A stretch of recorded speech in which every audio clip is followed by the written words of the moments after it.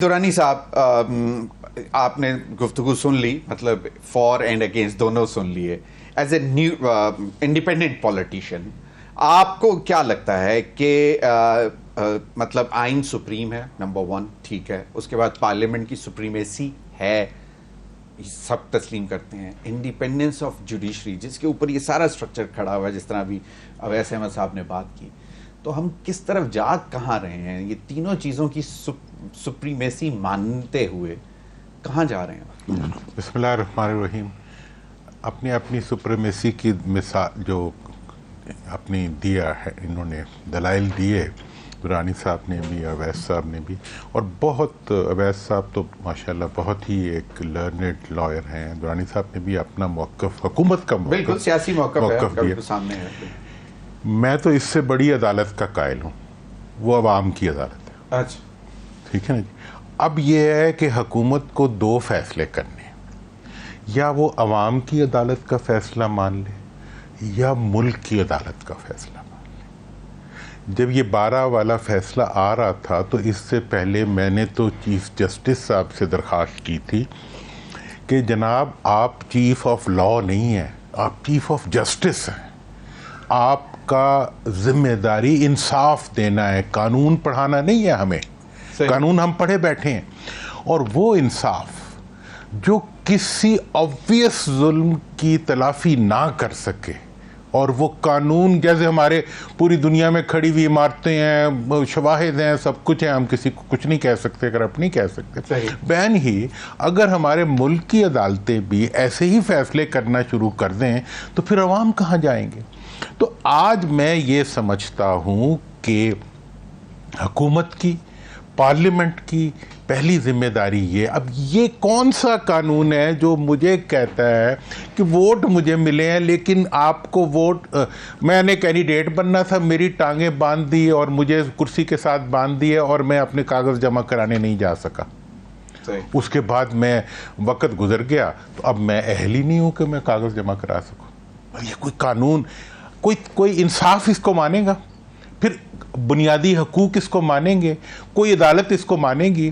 Ban ही ऐसा इंसाफ जो हाथ पांव बांध के किसी को अपनी गिरफ्त में रखने के बाद वक्त गुजरने के तयन के ऊपर जो है वो अपनी कानून को बदल दे और मेरा हक जो है पार्लियामेंट में होने का वो मुझे महरूम कर दे, तो ये आज की जो सूरत हाल है, आज जो जहाँ पे हम मुल्क में खड़े हैं, हमें मफाहमत की ज़रूरत है।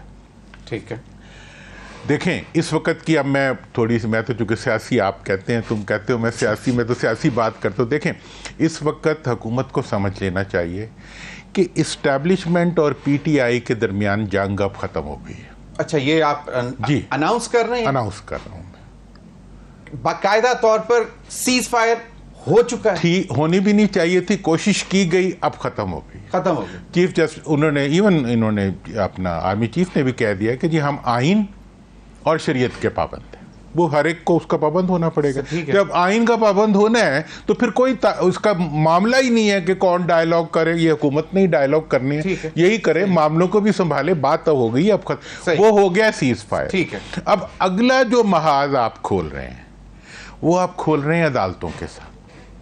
ये वो महाज है, ये वो गर्म तार है जिसके साथ जिस हुकूमत ने भी उंगली दी है वो जल गई है। अच्छा जी, करंट से बात आगे निकल गई, ये जल गई है। हाँ, मतलब ये है कि ये हुकूमत से कभी भी अवाम से पंगा नहीं लेना चाहिए हुकूमत को, और अदालत से पंगा। सही है। आपने जो दो बातें की कि मतलब एक तो अवाम की अदालत की आपने बात की, और दूसरी जो आपके मुल्क की अदालत है। अवाम की अदालत, आप 8 फरवरी के फैसले की बात कर रहे हैं, उस पर तो अमल हो चुका हुआ है, पार्लियामेंट मौजूद है, हुकूमत मौजूद है, उसके नतीजे में है किस तरह हुआ है? उसके बाद जो फिर अदालतों को चलने देना, वो क्यों नहीं अपने फैसला जो अदालत का फैसला आया 12 जुलाई का, उसके मुताबिक रिजर्व सीट्स जो हैं, मोहम्मद अली दुरानी साहब, आपने ये बात की कि जी आइस मेल्टिंग, गलत तो नहीं मैंने कहा कि आइस मेल्टिंग हो गई है, मामला मतलब फायर बुझ गई, बिल्कुल आग बुझ गई। अच्छा, अब दूसरी बात ये है कि फिर वहां से बानी पीटीआई इमरान खान साहब जैसे कहते हैं इनके पास तो 2 महीने रह गए हैं, तो मैं मतलब ये किसी खुशफहमी में ना रहें। اب یہ بھی تو ایک مطلب پریشان کرنے والی بات ہے نا، ایک طرف آئس میلٹنگ، ایک طرف حکومت کو باقاعدہ کہ جی آپ کے پاس 2 مہینے، تو پھر وہ یہ نہ کریں تو کیا کریں؟ وہ باقاعدہ پھر ہیڈ آن جائیں گے عدلیہ کے فیصلے کے خلاف؟ عرصے سے کہہ رہا ہوں کہ سب کچھ چھوڑ دیں، بیان دینے چھوڑ دیں، عدالت پہ معاملہ چھوڑ دیں، سارا کچھ میلٹ ڈاؤن ہو جائے گا۔ یہ جو کچھ بھی ہے اسمبلی کے اندر، میں ہمارے بھائی بھی بیٹھے ہوئے ہیں دانے سے، میں کوئی ایسی بات نہیں، پولیٹیکل افیلیشنز ہوتی ہیں، لیکن میں یہ کہتا ہوں کہ عدالتوں پہ چھوڑ دیں، چیئرمین پی ٹی آئی بھی بیان نہ دیں، باقی بھی بیان نہ دیں، دیکھیں عدالتوں میں کیا ہوتا ہے۔ اور حکومت کو بھی میں کہوں گا اور پی ٹی آئی کو بھی میں یہی کہوں گا کہ اب انہیں چاہیے کہ وہ اپنی جنگ جو ہے وہ عوام کے سامنے لڑیں، اب وہ سیاست کے میدان میں جنگ کریں۔ آج ایک ایک دکاندار سے لے کے ایک ایک شہری تک بے روزگار ہوا ہے، جو سیلف امپلائڈ تھے وہ بھی بے روزگار ہیں، اور جو امپلائڈ تھے ان کی تنخواہیں انہیں بے روزگاری کی طرف لے جائیں۔ ایسے ظلم کے اندر جو ہے آپ ٹکراؤ کے راستے ڈھونڈتے، خدا کا نام مانے۔ یہ پیشن گوئی جو ہے جو ڈیالہ جیل سے آئی ہے، یہ آپ کو لگتا ہے ایسا ہی ہے؟ بھئی میں تو پیشن گوئیوں کا قائل ہی نہیں ہوں، مجھے تو سامنے حقیقت دیوار پہ نظر آ رہی ہے۔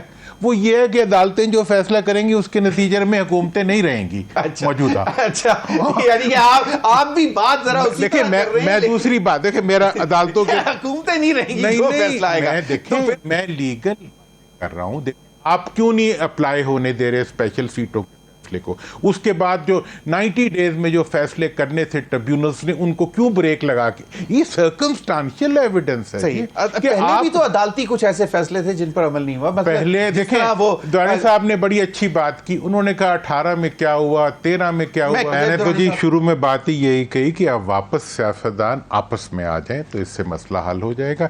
آپس میں آنے کی ایک شرط ہے کہ آپ 9 مئی وزیر اعظم 9 مئی، وزراء 9 مئی، 9 مئی کا استغاثہ تو پیش نہیں ہوا، عدالت نے کوئی فیصلہ نہیں کیا، کوئی معافی منگوانا چاہ رہا ہے اور کوئی مشروط معافی مانگنا چل رہے ہیں نا آرمی کورٹ۔ اس لیے وزیر اعظم کو اور حکومتی لوگوں کو اس مسئلے کے سر کے اوپر 2 اداروں کو، ایک ادارے کو اور پی ٹی آئی کو آپس میں لڑانے کی کوشش نہیں، بی جمال و رول جو ہے وہ اس وقت نہیں ادا کیا جانا چاہیے حکومت کی طرف۔ تو پھر آپ وہ رول ادا کر دیں جو بھی احمد اویس صاحب نے کہا ہے کہ میرا خیال میں میرا تو یہ خیال ہے، میرا تو یہ خیال ہے جتنی دیکھیں شاہزیب بیٹھ جائیں، سب کو بٹھا لیں۔ شاہزیب جتنی سینسیبل بات کر رہے ہیں، اویس صاحب نے بہت سینسیبل، میرا یہ خیال ہے کہ بیٹھنے کے لیے پہلا تقاضا یہ ہے کہ اپوزیشن سے باہر تمام پارٹیز جو ہیں اپوزیشن کی، وہ آپس میں اکٹھی بیٹھیں، اور اس کے بعد وہ سب اکٹھی بیٹھ کے حکومت سے کہیں کہ آؤ آئین پہ بات کرو، آؤ حکومت پہ بات کرو، بلکہ بڑا آئین موجود ہے، اس پر بات کیا کرنی؟ مجھے یہ سمجھ نہیں آتی کہ ایک کتاب موجود ہے جو کہ میں بتاتا ہوں آئین کو ماننے سے ہوتا ہے نا۔ آپ فیصلوں سے پہلے فیصلے کرنا شروع کر دیتے ہیں، استغاثے سے پہلے آپ کہتے ہیں مطلب عدالتی معاملات عدالت میں ہی رکھیں اور عدالت کے فیصلے ہونے دیں، رکاوٹ نہ بنے۔